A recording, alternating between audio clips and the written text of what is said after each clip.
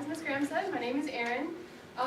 Most of what my presentation is about is honestly just stories, so I promise a lot of your questions will be relevant. Just ask them as we go. I'll try and answer them the best that I can. We didn't get super into like politics or anything. If you guys are really working on those, we didn't really study that while we were there. So maybe. Alright, so I brought up a map just so I can show you where exactly I went. I flew in here to Nairobi, Kenya. We went all around Tanzania. We were there for about a month and a half. And then we were in Malawi, this really skinny country right here, Zambia, Namibia, and South Africa. And we ended in Cape Town, which is at the very, very south of that. So we ended there, and then most people flew home. I flew to London and studied for a little bit in London and Dublin, and then came home. And okay, so I have a couple disclaimers for you. This is Malia. Before I left, my Grammy thought it would be a really great idea to give me this, which is a little candle holder. She wanted me to take her and take pictures of her, so I'm just letting you guys know she will be in most of my pictures that you see, so that's why there's a little zebra there.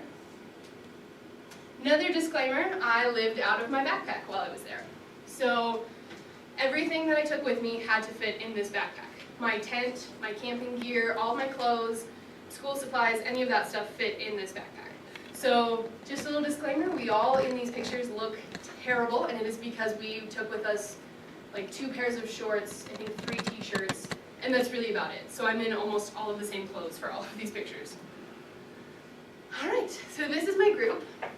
There are 17 students and 3 teachers, and this is a group organized from Doane College. So all of us go to the same school, but we didn't really know each other. And so we're all studying completely different things. And while we're there, we take several different classes. We take conservation, African studies, African literature, Swahili. What else did we take? Oh, we took yoga, which if you've seen any of those really cheesy yoga videos of them like out on the beach or on a mountaintop, that was us actually doing that. Out in the desert and that type of stuff, that was us. Alright, so when you guys typically think of Africa, I'm assuming this is what you normally think of. The safaris, where you go out and you see ostrich, elephants, all sorts of different animals, and that is definitely there. You will see all of the same trees that, you will see basically what you see in Lion King, that's there, but there is so much more. You can go on safaris, but you can do a lot more. I'm going to stop real fast and tell you a little story. A lot of people really like this story. This is a baboon. Baboons are known to be incredibly vicious and mean and very clever. And we were at Victoria Falls, and I had a backpack on, and this baboon started walking up towards me. And I panicked, and I said, oh my God, what do I do, what do I do? And my teacher says, just don't make eye contact. So I turned away from him, and then he saw my backpack. So he came up to me and took my backpack off and walked away with it. And he sat down, went through it pocket by pocket. He would find my camera, and he didn't like that, so he'd chuck it into the woods. And he found some money and didn't like that, so he threw it into the woods. But what he found that he could smell was a granola bar that I had in there. And he took it out and unwrapped it and just sat there and ate it piece by piece. And it's weird, they have the most human-like fingers, and he's the neatest eater I've ever seen. Just sat there and ate very, very calmly, I guess. And so if you can see these baboons back there, they're going through all the stuff he didn't want. So they were back there taking my camera out of the camera case, and they're going through the money and trying to see if he threw any food aside. So what we had to do was get some guys to help us throw rocks at them to get them to run away and go pick up all of my stuff, but by then a whole swarm of baboons was coming back, and so we had to grab all my stuff and run, and we actually had to leave so that they didn't follow us. But yeah, just thought I'd tell you a really fun story there. I think my mom only likes that one because I didn't get any limbs ripped off. Unfortunately, they are known for that. There was a baboon at Big Falls the day before who ripped a woman's arm off. So they're incredibly vicious. People find that story funny because I came home with all 4 limbs. So something I wanted to touch on is different landscapes. Again, a lot of people think that it's just you're out in the safari, you're out in the desert, and they think that's all that there is. But you can find just about any possible landscape there. So this was the mountains that we lived in up in Tanzania. This is Dar es Salaam, which is also in Tanzania. This is one of the biggest cities in Tanzania. They can't really take good census there, and so they have no idea how many people live there. but it's approximated over 5 million people live in this city, and it's definitely a city that's gone upwards instead of outwards. So all of their buildings are incredibly, incredibly tall. This picture was from the top of the building that we were staying at. And so all of these just skyrocket far above that. This is from, it's from a beach in Bleju, which is, actually I can show you it over here. There's a little island over here called Zanzibar, right off the coast of Tanzania. And this is on the eastern coast of that island. This has the most beautiful beaches I have ever seen. It is what you see when you look at calendars. It's like the white sand and the perfect blue waters. So this was all Indian Ocean, which is beautifully warm. When you swim in it, it feels like you're taking a bath. It's really nice. This is also from Zanzibar. This is on the western coast. This is in a city called Stonetown, and we called it Whoville because all of the buildings look a lot like this one. They're really brightly colored and formed really weird, so we called this Whoville. This is from a village in Malawi, so that really long skinny country that I showed you. This is the village there, and so down here is all their farms, and this is the soccer field, and then up there is where everyone lives. As far as agriculture goes, it's mostly fruit that's grown there.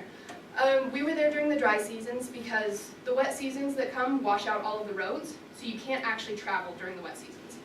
So what we do is when we start up in Kenya, we just keep moving as to when the wet seasons start following you. So here in Malawi, they call them the mango rains because mangoes are what they grow most. And the rains had started, and that's when our teacher said, okay, it's time to go, because otherwise we won't have any roads to get out of here. So the rain started and we left, but that's mostly what they grow there is fruit. A lot of like tomatoes and onions and stuff as well. This is Victoria Falls. Normally, since again we were there in the dry season, this is normally all falls. But because it was dry, there's no falls there. This here is the Zambezi River, which is the border between Zambia and Zimbabwe. It's the Zambezi River, so that's what Big Falls leads into. This was a lake. I really just liked this picture. This was a lake that we camped at, and the camp owners had told us, they said, okay, just gonna give you a heads up. If you hear any rustling in the middle of the night, those are hippos roaming through your campsite. Don't get out of your tent, because they will eat you. So we heard some rustling in the middle of the night, and no one could get out. And so we all just had to lay in our tents and wait for them to leave. But it was a beautiful lake until we found out that it was completely infested with hippos.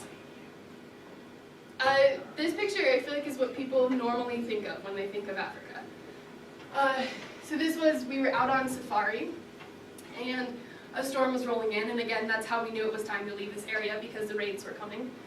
But you have just all sorts of flat lands, and these are acacia trees, which is what giraffes normally eat, so they have that flat top to them. Acacia trees they're really kind of a pain, because the thorns on acacia trees are about that long, and they will go through your shoe and right into your foot, and they hurt. I actually still have the tip of one stuck in my foot, so they're really, really painful. But that's why giraffes have such long tongues, because they can go into the trees and get around the thorns and eat the leaves off the trees. This is Spitskop. This was a campsite in Namibia, and it's just a really awesome rock climbing campsite. There was no running water, no toilets, any of that stuff, and so we were out literally in the middle of the desert, and we actually ran out of water while we were there, so we had to leave the next day so that we could go into town and get water. But the rock climbing is amazing, and there's spectacular views anywhere that you climb here. So this is the sand dunes in Namibia. We got there at about, I don't know, let's say like 8 in the morning, because if you're there past about 10, the sand is so hot that it really hurts your feet. But unfortunately, we spent so much time here that by the time we got here, it was 1 o'clock in the afternoon, and we were walking through the sand dunes with our flip-flops on, and we actually had girls' flip-flops start melting because the sand was so hot you just can't walk through it. This is dead flay though, which is just a lot of flat land with petrified trees. It really wasn't worth getting the burns on our feet for, but apparently it's something worth seeing. But yeah, so these are just trees that have been there for forever, but you have to walk through several sand dunes to get there.